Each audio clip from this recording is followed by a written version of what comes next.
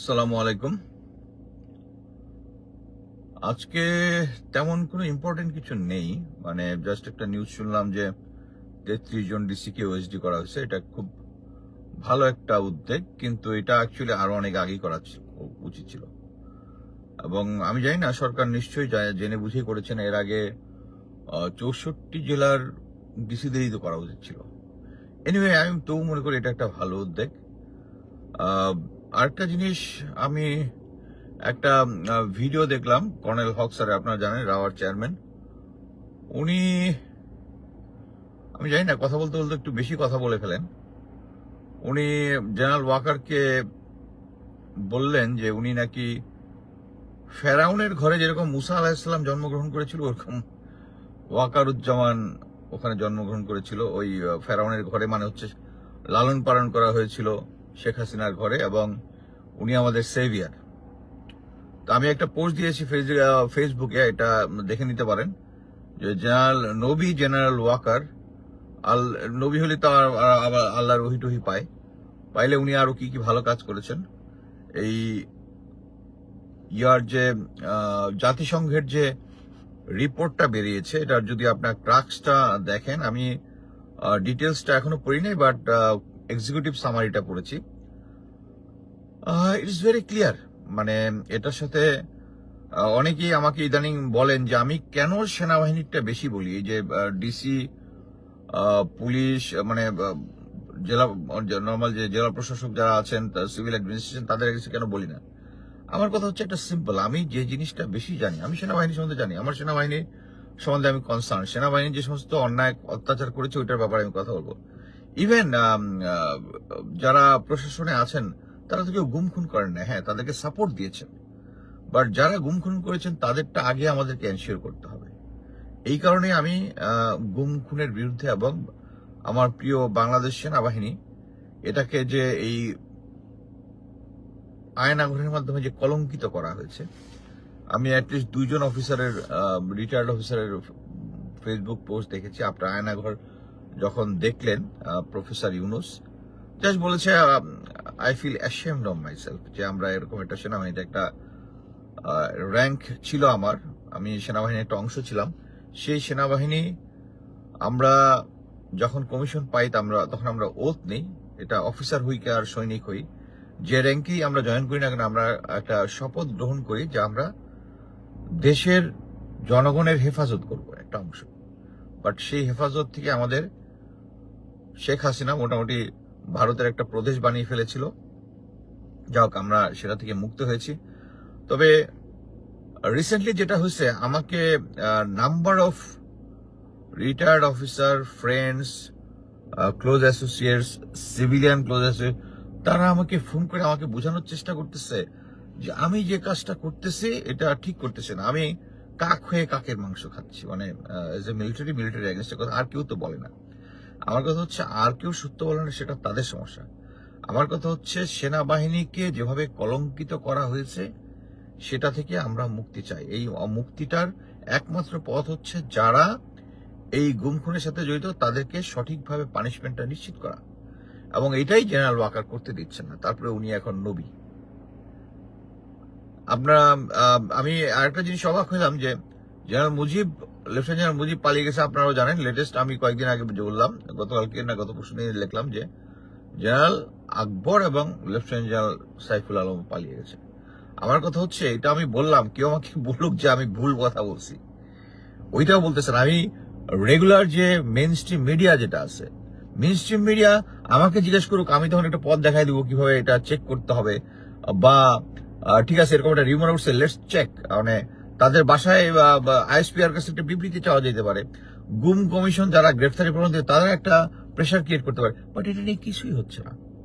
এবং at the same time আমার উপরে প্রেশার ক্রিয়েট করার কিছু চাও, আর একটা ইম্পর্টেন্ট জিনিস, ভেরি ইম্পর্টেন্ট জিনিস। আমি গত কয়েক সপ্তাহে অনেকগুলো কথাবার্তার মধ্যে আমি এখন দেখলাম যে একটা তো জিনিস তো ক্লিয়ার, যে জেনারেল ওয়াকারের আন্ডারে ডিজিএফআই আর এনএসআই আছে। তো এটা হচ্ছে বর্তমানে, আমাদের নিয়ে তো প্রফেসর ইউনুসের খুব একটা আমরা তার সরকারের জন্য সমস্যা ক্রিয়েট করতেছি তা না, বাট কাদেরকে মানে জেনারেল ওয়াকার সরকার যেটা কাদের নিয়ে দুশ্চিন্তাগ্রস্ত? আচ্ছা, আমাকে নিয়ে দুশ্চিন্তাগ্রস্ত। আমি ভেরি স্মল পার্ট প্লে করি, বাট বড় বড় পার্ট যারা প্লে করে, পিনাকি দাদাকে নিয়ে তারা খুব দুশ্চিন্তা। পিনাকি দাদারা নাকি কন্ট্রোল করা যায় না,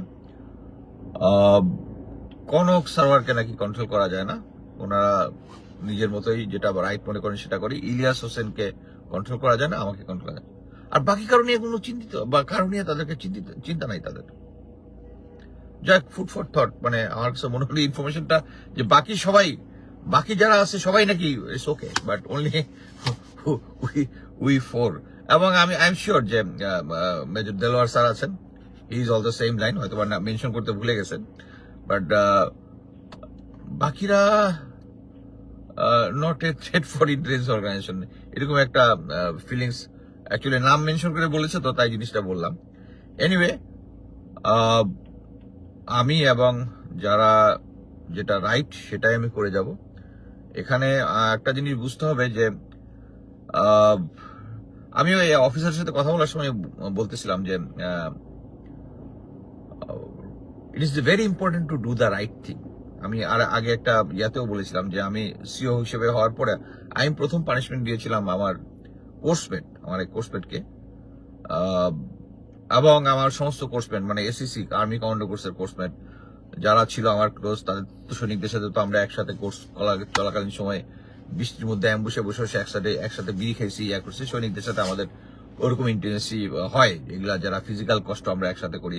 সব আসলো যে স্যার আপনি কোর্সমেটকে পানিশমেন্ট দেবেন। আমি বলেছি স্ট্রেট যে দোষ করলে পানিশমেন্টটা খাইতেই হবে, কিন্তু সে যদি কোনো বিপদে পড়ে আমি তার জন্য জান দিয়ে দিব।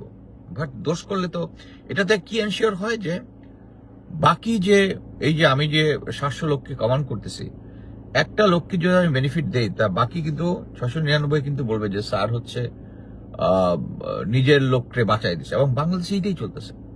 তারপরে একটা উদাহরণ দিল স্যার যে এরকম এক অফিসার একটা অনিয়ম করেছিল, অনিয়মটা আমি হলে অ্যাকসেপ্ট করতাম না। সো সুবেদার মেজর গিয়ে নাকি সিওরে বেল খুলে বলছে স্যার আপনি যদি এই আমার অফিসারে নিয়ে যান, মানে আমার স্যারকে যদি আপনি জিওসির কাছে পানিশমেন্ট দিয়ে নিয়ে যান, তাহলে আমি চাকরি করবো না। হ্যাঁ, ওই জিনিসটা অ্যাকচুয়ালি রেয়ার, বর্তমানে রেয়ার, মানে সৈনিক অফিসারদের মধ্যে যে জিনিসটা ছিল। But at the same time যে সিও যে কমান্ডিং আছে তাকে ডিসিশন নিতে হবে যে কোন জিনিসটা আমি মানবো না। এখন কথা হচ্ছে আমি আমার এই 28 বছর চাকরিতে একটা শিখছি, অন্যায় যে জিনিসগুলো হচ্ছে, হ্যাঁ ছোটখাটো অন্যায় বিভিন্ন ধরনের আছে, এখানে লেট করে আসলো, ওখানে গিয়ে প্রেম করলো, ওখানে গিয়ে একটা ঘাপলা করছে, একটা গার্লফ্রেন্ড রেখে আরেকটার কাছে গেছে, ওখান থেকে কমপ্লেন আসছে, this can be managed, social thing. But গুম খুন আর স্পেশালি টাকা পয়সার অনিয়ম আমি এটা কখনো অ্যাকসেপ্ট করি নাই। সো যারা গুম খুনের সাথে জড়িত তাদের সাথে আমাদের যুদ্ধটা চলতেই থাকবে। আমার কাছে এখন একটা জিনিস মনে হচ্ছে যে হকসার যে স্টেটমেন্টটা দিয়েছে, একটা ডেলিভারেটলি মানে কর্নেল জেনারেল ওয়াকারের নামে একটা প্রোপাগান্ডা করতেছে, স্পেশালি মিলিটারি অফিসার যারা আর্মির যে সমস্ত সংস্থা আছে, সেনা কল্যাণ বাংলা আছে, মানে আর্মি সংস্থা চাকরিরত, তাদেরকে অফিসিয়ালি আমার মনে হয় লঞ্চ করা হয়েছে। But will remain strong. যারা গুম খুনের সাথে জড়িত, যাদের পালিয়ে যেতে সাহায্য করছে, এটা জেনারেল ওয়াকারের আমার মনে হয় সময় শেষ। অ্যাকচুয়ালি উনি জেনারেল মঈন আহমেদের পদ দেখবেন না জেনারেল জিয়াউর রহমান, জেনারেল নাম মনে আসতেছে না চিফদের, জেনারেল নাসিম বা অন্যান্য যারা সেনা general Atiq, general Atiq is the most respected general যারা ছিল, তাদের পদ দেখবেন নাকি জেনারেল মঈন আহমেদের পদ দেখবেন, নাকি জেনারেল আজিজের পদ দেখবেন, নাকি জেনারেল শফিউদ্দিনের পদ দেখবেন, জেনারেল ইকবাল করিম ভুঁইয়ার পদ দেখবেন, যারা এই ফ্যাসিস্ট শাসনাকে সার্ভ করেছে।